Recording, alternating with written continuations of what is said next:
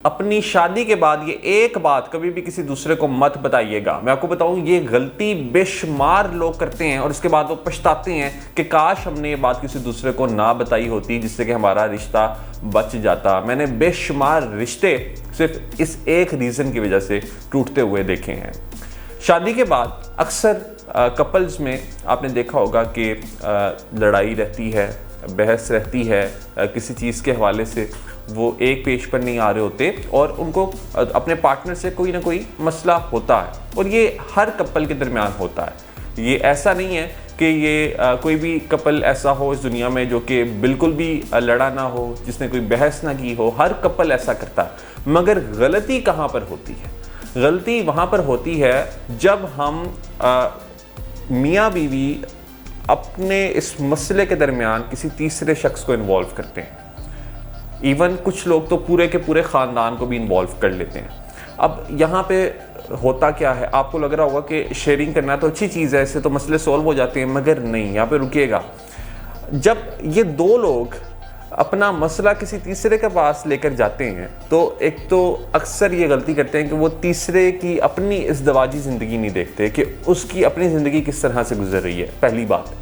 दूसरे नंबर पे उसकी राय क्या इनकी ज़िंदगी को बचा सकती है, ये बात भी हमने अपने माइंड में रखनी है। और तीसरी चीज़ ये कि फिर जब ये दो लोग आपस में जुड़ना चाहते हैं, साथ रहना चाहते हैं, तो तीसरा शख्स कहीं ना कहीं इन दोनों का ब्रेन वॉश कर रहा होता है।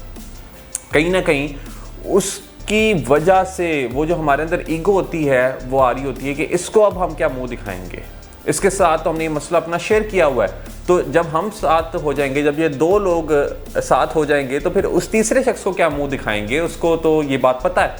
तो बात यहाँ पर समझने की ये है कि कभी भी अपने मसले को किसी तीसरे शख्स के साथ शेयर मत करें, अपना मामला खुद सॉल्व करें। और मैं ये नहीं कह रहा कि आपको किसी दूसरे के साथ शेयर नहीं करना, शेयर किसके साथ करना? राइट पर्सन के साथ। और राइट पर्सन सिर्फ एक ही हो सकता है और वो हो सकता है कोई रिलेशनशिप कोच या कोई काउंसलर या कोई साइकोलॉजिस्ट, जिसके साथ अपना आप ये मसला शेयर कर सकते हैं। उसका फ़ायदा ये होता है कि वो कॉन्फिडेंशियलिटी मेंटेन रहती है, आपका उसके साथ कोई ताल्लुक़ नहीं होता, वो आपको जज नहीं करता और उसमें आपको कोई आपस में शर्मिंदगी का सामना नहीं करना पड़ता या आपकी ईगो हर्ट नहीं होती कि अब हम तो सही हो जाएंगे। मैं आपको बताऊं, अक्सर मियाँ बीवी आपस में सही होना चाह रहे होते हैं, वो एक दूसरे को मिस करना स्टार्ट कर देते हैं, क्योंकि ये इंसानी नफ्सियात है कि with the passage of time एक दूसरे की बुराइयों को हम भूल जाते हैं और हम याद रखते हैं उनकी अच्छी बातों को। तो मियाँ बीवी तो आपस में साथ रहना चाह रहे होते हैं, मगर जो तीसरा शख्स है उसकी वजह से ये मसला होता है। और तीसरा शख्स तो अक्सर होता ही नहीं है,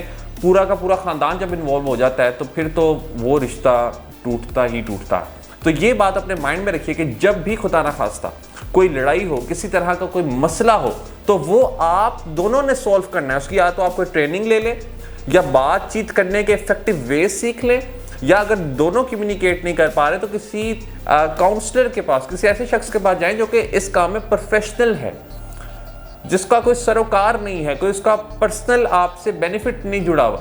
तो ये बात अपने माइंड में रखिए। मैं आपको बताऊं कि आपकी ज़िंदगी यकसर चेंज हो सकती है। आप अपनी रिलेशनशिप लाइफ को बहुत ज़बरदस्त तरीके से गुजारेंगे अगर आप इस गलती को अवॉइड कर लेंगे। ये बात अपने माइंड में बिठा लीजिए कि कभी भी आपने किसी तीसरे शख्स को इन्वॉल्व अपने दरमियान नहीं करना। अगर करना है तो किसी प्रोफेशनल की सर्विसेज लेनी है। All the best.